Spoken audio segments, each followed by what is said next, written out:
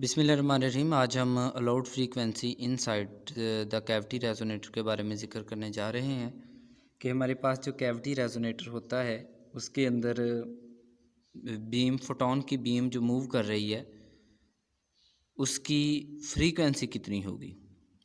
अगर एक है, दो हैं, तीन है, चार हैं, जितनी भी बीम्स मूव कर रही हैं रिफ़्लेक्ट होने के बाद ट्रैवल कर रही हैं दो मिरर्स के दरमियान में, तो उनकी फ्रीक्वेंसी क्या होंगी।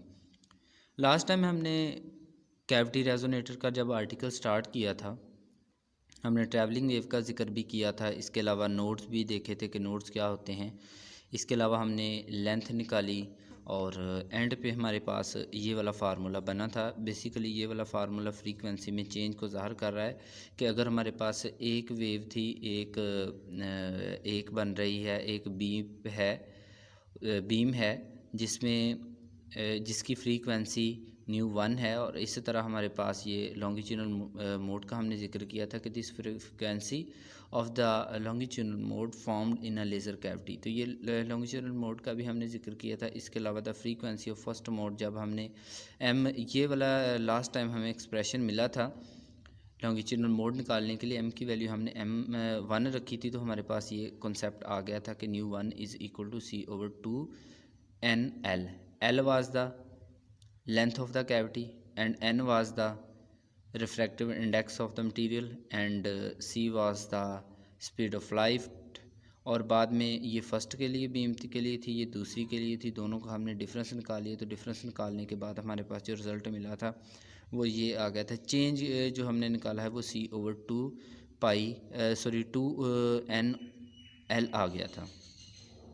अब इसी को यूज़ करते हुए हमने मुख्तलिफ़ वेव्स के लिए मुख्तलिफ़ फ्रीक्वेंसीज़ निकालनी है इनसाइड द कैविटी। इसी इक्वेशन को बेस बनाएंगे और इसी इक्वेशन के थ्रू मुख्तलिफ़ किस्म के हम फिगर्स ड्रा करेंगे, मुख्तलिफ़ किस्म के ग्राफ्स ड्रा करेंगे। तो ये हमारे पास nu M is equal to M C over two N L. अब यहाँ पे this is a difference between frequency of adjacent allowed modes is, यहाँ पे m की वैल्यू जिस तरह ऑलरेडी हमने वन रखी थी, यहाँ पर पुट की थी वैल्यू, इसी तरह यहाँ पे भी पुट की, तो ये हमारे पास चेंज की वैल्यू आ जाएगी। अब हमने क्या करना है कि हमने एक ग्राफ के थ्रू देखना है कि किस तरह ये फ्रीक्वेंसी वेरी कर रही हैं, किस तरह ये कम हो रही हैं। लॉसेस का जिक्र करना है। इसमें एक बात तो हम तय है प्रैक्टिकली भी कि यही फ्रीक्वेंसी इनको हम मैथमेटिकली डिफ़ाइन नहीं कर सकते। अगर ये सिंगल फ्रीक्वेंसी भी है तो इसमें क्या है कि each has a width of frequencies, हर एक की अपनी विड्थ है और इनके अपने पॉसिबल मोड्स हैं। जिस तरह ये फिगर से वाज़ेह है कि ये फ़र्स्ट लाइन फ़र्स्ट मोड के लिए, फ़र्स्ट मोड ऑफ ऑस्किलेशन के लिए, ये सेकंड मोड के लिए, फिर ये थ्री मोड के लिए। अगर हम इनकी फ्रीक्वेंसी निकालना चाहें तो फर्स्ट के लिए जिस तरह ये nu one is equal to C over two N L लिखा गया है, तो इसी तरह अगर हम टू के लिए निकालना चाहें तो टू के लिए हम लिखेंगे two C over two N L. अब यहाँ पे बेसिकली ये हमारे पास मोड्स मल्टीपल फॉर्म में आ रहे हैं। C over two N L के frequency basically is equal to the multiple of C over two L. M इसका मल्टीपल है। जैसे जितने नंबर्स हमारे पास फ्रीक्वेंसी जितनी हम निकालते जाएंगे वहाँ यहाँ पर इसके नंबर्स की वैल्यू आती जाएगी। फॉर एग्जांपल कि एम के लिए अगर मैं टू के लिए निकालूँ तो यहाँ पे टू लिखेंगे, और इसी तरह थ्री के लिए निकालना चाहूँ तो सी ओवर टू एल लिखेंगे, साथ इसके थ्री इसके मल्टीपल में आ जाएगा। इसी तरह ये वाली लाइंस हैं स्टैंडिंग वेव्स के लिए, इसका एम्पलीट्यूड भी ऐसा ऐसा वेरी करता जाएगा, जो कि इसकी डिपेंडेंस रिफ्रैक्टिव इंडेक्स के ऊपर है, लेंथ के ऊपर है। तो इस तरह इसमें चेंजेस मुख्तलिफ़ किस्म के आते जाएंगे। वो हम एक फिगर के थ्रू देखते हैं कि हमें ये लाइंस कुछ इस तरह टाइप में मिलेंगी। ये इस बुक के अगले पेज पे भी अवेलेबल है, लेकिन समझाने के लिए मुझे ये बनाना पड़ा है। तो अब हम देखते हैं कि किस तरह ये लाइंस आपस में वेरी करती हैं। पहली बात तो यह है कि inside the cavity from the length of the cavity value N किसकी वैल्यू को ज़ाहिर कर रहा है, ये देखें यहाँ पे हमारे पास एल है, ये लेंथ ऑफ द कैविटी है, और इसी तरह एन रिफ्रैक्टिव इंडेक्स है। एक्टिव मीडियम जो भी एक्टिव मीडियम हम इसमें यूज़ कर रहे हैं उसकी ये उसका रिफ्रैक्टिव इंडेक्स है। You know that the refractive index for every material every medium is different. हर एक अपना रिफ्रैक्टिव इंडेक्स होता है, क्योंकि उनमें लाइट पास करने की अपनी सलाहियत होती है। अगर हम बात करें कि फ्रीक्वेंसीज़ की जो कि नोड्स बना रही हैं दोनों के ऊपर, दोनों मिरर्स के ऊपर, जिस तरह हमने लास्ट टाइम भी ज़िक्र किया था नोड्स का और एंटी नोड्स का, और इसके अलावा हाफ डिस्टेंस भी देखा था, फुल डिस्टेंस भी देखा था। तो लेज़र कैविटी के अंदर वही फ्रीक्वेंसीज़ वाली वेव्स जाएंगी जिनके नोड्स बनते हैं, दोनों मिरर्स के ऊपर ये नोड्स बनाती हों। और इनके दरमियान में अगर हम डिस्टेंस की बात करें कि अगर ये हमारे पास एक वेव है, ये अगर एक वेव है और दूसरी वेव इसकी मुखालफ सिमत में मूव कर रही है, तो that is the nodes and that are the antinodes and distance between two nodes is lambda over 2 आ जाएगा। दोनों के दरमियान में डिस्टेंस लैम्डा बाई 2 आ जाएगा। और इसी तरह जो कैविटी लेंथ है must be integral multiple of half thereof their wavelength है। तो ये इनका जितनी भी हमारे पास ये बनेगी वेव लेंथ की यहाँ पे शो हो रही होंगी ग्राफ में, तो ये सारी की सारी हमारे पास कैविटी लेंथ का क्या होना चाहिए, इंटेग्रल मल्टीपल होना चाहिए। और इसी तरह बेसिकली हम यहाँ पे पढ़ रहे हैं कि कौन कौन सी वेव्स लेज़र कैविटी के अंदर अंदर मूव कर सकते हैं, उन वेव्स की क्या क्या खासियत होनी चाहिए। अब वेव्स क्यों मैं ज़िक्र कर रहा हूँ, क्योंकि देखें जब भी एक मीडियम से एक बीम जो है आकर टकराएगी एक मिरर के साथ, तो डेफिनेटली बात है कि उसने टकराकर फिर दूसरी तरफ भी जाना है, दूसरी तरफ भी जाना है। अब इसमें होगा क्या कि कुछ वेव्स तो स्ट्रेट आ रही होंगी सीधी एक से राइट साइड की तरफ आ रही होंगी जो राइट साइड पे मिरर होगा, और कुछ राइट से लेफ़्ट की तरफ आ रही होंगी। तो जब दोनों आपस में एक दूसरे के साथ ओवरलैप करेंगी तो ये हमारे पास इंटरफेरेंस होगा इन दोनों का। जिस तरह के ये है कि अगर एक वेव, ये ऊपर वाली वेव इस तरफ राइट साइड की तरफ जा रही है, ये लेफ़्ट की तरफ जा रही है, दोनों आपस में एक दूसरे के साथ मिल गए, इन्होंने एक दूसरे के साथ नोड्स बना दिए, तो कुछ इस तरह की वेव्स इसमें इंटर हो सकेंगी। तो वही allowed frequencies can be constant interval, इनका इंटरवल कांस्टेंट रहना चाहिए। और इस तरह ये इंटरवल जो है this interval is equal to the basic frequencies of the cavity. अब कैविटी की जितनी अपनी बेसिक फ्रीक्वेंसी है ये उसके इंटरवल के इक्वल होना चाहिए। इसी तरह जो लॉन्गिट्यूडनल मोड्स हैं उनको हम ओनली स्पेसिफिक फ्रीक्वेंसीज़ के थ्रू ही इनकी हम डिस्कशन कर सकते हैं। कुछ ख़ास किस्म की फ्रीक्वेंसीज़ हैं जिनके थ्रू हम लॉन्गिट्यूडनल मोड को एक्सप्लेन कर सकते हैं। अब हम इन्हीं फ्रीक्वेंसीज़ को देखते हैं एम्पलीफिकेशन के थ्रू। तो सबसे पहले तो हमें ये जानना ज़रूरी है कि from all these possible frequency, जो जिनका हम ऊपर जिक्र पढ़ रहे हैं फ्रीक्वेंसीज़ का, तो उनकी तमाम की तमाम जो फ्रीक्वेंसी उनके अंदर ये कैपेबिलिटी होनी चाहिए कि यही frequency which have the amplification, इनके पास अपनी एम्पलीफिकेशन है और ये अबव होनी चाहिए सर्टन मिनिमम, जो कि सर्टन इन मिनिमम जो इनकी क्वांटिटी उससे थोड़ी सी ये अबव होनी चाहिए। और emitted out the laser cavity, जो लेज़र कैविटी से निकल रही हैं ये उनकी फ्रीक्वेंसी से थोड़ा सा इसको अबव होना चाहिए।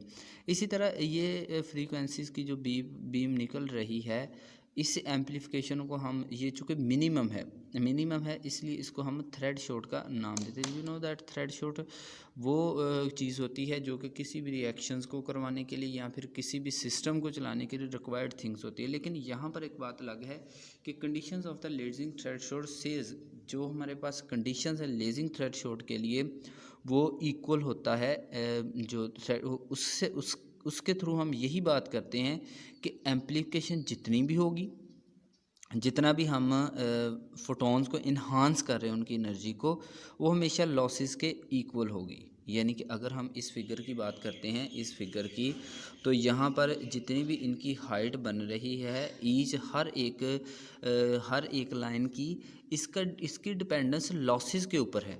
अब लॉसेस कौन से हैं कि जब भी एक beam right to left move करती है या लेफ़्ट टू राइट मूव करती है, तो उस दौरान उसके अंदर जितनी भी रिफ्लेक्शन होती है, जितनी भी डायफ्रैक्शन हो रही होती है, जिस किस्म के भी उसके अंदर फिनोमेना हो रहे हैं, असल में अगर हम कंक्लूडिंगली ये बात करें, तमाम इन फिनोमेना को इंक्लूड करें इस लॉसेस में, तो हमारे पास जो कैविटी के अंदर जो एम्पलीफिकेशन की ये बीम बनेगी वो क्या होगी, वो हर एक की हाइट को शो कराएगी। अब इस हाइट के अंदर ये ख़ास बात है कि इसकी डिपेंडेंस एक राउंड ट्रिप में होने वाले लॉसेस के इक्वल होती है, इसके ऊपर डिपेंड करती है, जो कि मे बी वो इनसाइड द कैविटी हो रहे हों, जो कि कैविटी के अंदर जो मूव कर रही हैं बीम उनके अंदर हो रहे हैं, या फिर जो इस पूरे के पूरे सिस्टम को छोड़कर बाहर निकल गई। इस तमाम की डिपेंडेंस इन तमाम के लॉसेस के ऊपर इसकी डिपेंडेंस होगी।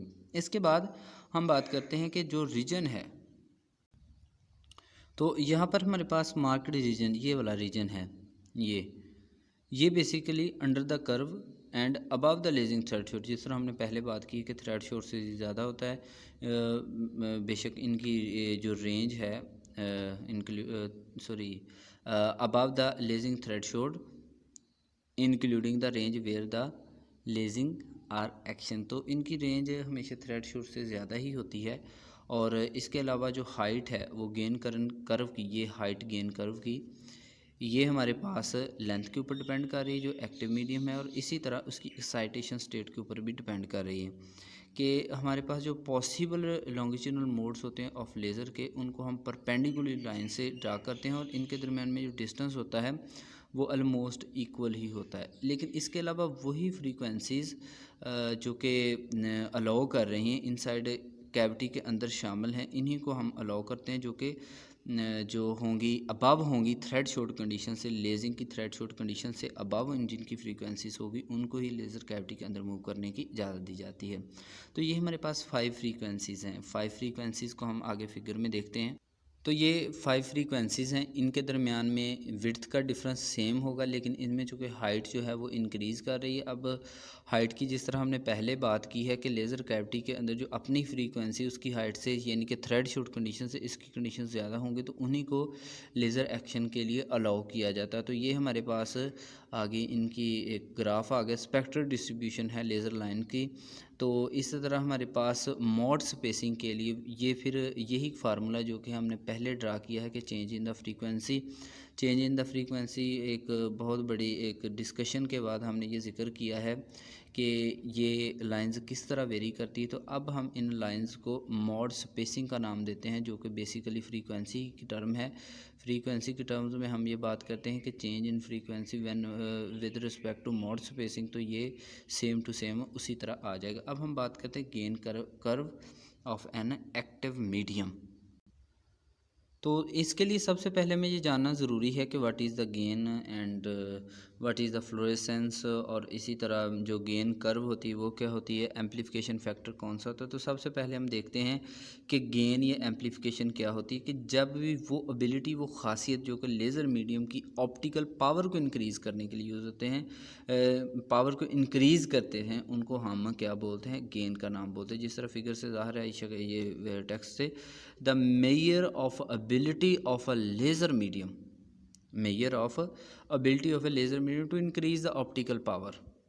एबिलिटी किसी भी लेज़र मीडियम की पावर को इंक्रीज़ करने के लिए उसको हम नाम देते हैं गेन का या एम्पलीफिकेशन का। अब अगर हम रेशो निकालना चाहें, यानी कि एम्पलीफिकेशन फैक्टर निकालना चाहें, तो जितनी आउटपुट मिल रही है और जितनी हम उसको इनपुट दे रहे हैं सिस्टम को, इन दोनों की रेशोज़ को हम एम्पलीफिकेशन फैक्टर का नाम देते हैं। और इस तरह जब हम उसकी कर्व बनाते हैं, ज़ाहिर कर्व में हमने फ्रीक्वेंसी का जिक्र करना है, गेन का जिक्र करना, तो ऐसी कर्व जो कि गेन को और फ्रीक्वेंसी के दोनों को आपस में ज़ाहिर करे, उसको हम गेन कर्व का नाम दे देते हैं। और इसी तरह ये गेन कर्व जो है ये बयान करती है width of the fluorescence line. तो अब एक नई टर्म यूज़ होगी, फ्लोरेसेंस क्या है। जिस तरह अगर एटॉमिक फिज़िक्स में देखते हैं कि जब भी, या फिर न्यूक्लियर फिज़िक्स में देखते हैं कि जब भी कोई न्यूक्लियस किसी भी इलेक्ट्रॉन को जो कि इनिशियल शेल्स में, यानी कि के शेल्स में मौजूद होता है, तो उसको कैप्चर करता है, तो वहाँ पे एक जगह पे ऊपर डेफिशिएंसी बन जाती है। अब उस डेफिशिएंसी को कवर करने के लिए ऊपर से इलेक्ट्रॉन्स आना शुरू हो जाते हैं ऊपर वाली स्टेज से। मिसाल के तौर पर अगर यहाँ पे ये न्यूक्लियस है और ये क्या है, फर्स्ट शेल जिसको हम के का नाम देते हैं, तो के शेल के लिए क्या चीज़ है कि इसमें एक इलेक्ट्रॉन इसकी तरफ कैप्चर हो जाएगा अगर यहाँ पर प्रोटॉन्स की तादाद बहुत ज़्यादा हो।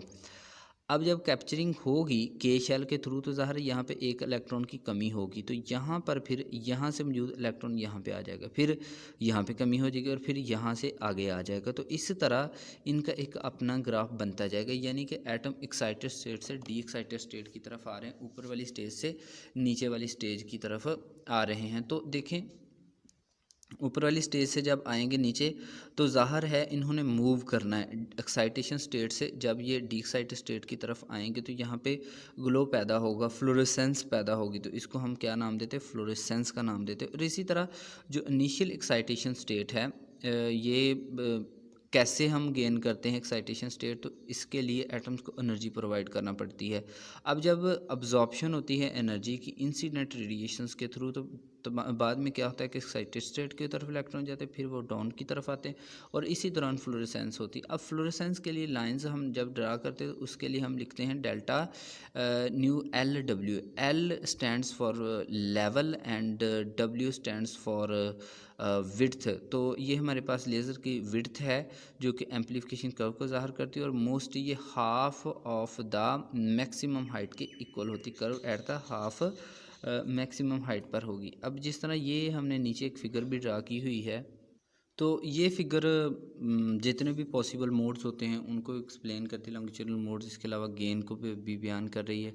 इसके दौरान यहाँ पर एक्टिव मीडियम की कुछ ना कुछ टाइप्स यहाँ पे बताई गई हैं। तो ये हमारे पास एक बहुत ही इफ़ेक्टिव चीज़ है जो कि मोड स्पेसिंग को ज़ाहिर करती है। इसके अलावा ये फ्लोरेसेंस को भी ज़ाहिर करती है और इसके अलावा गेन कर्व को भी ये फ़िगर बयान कर रही है।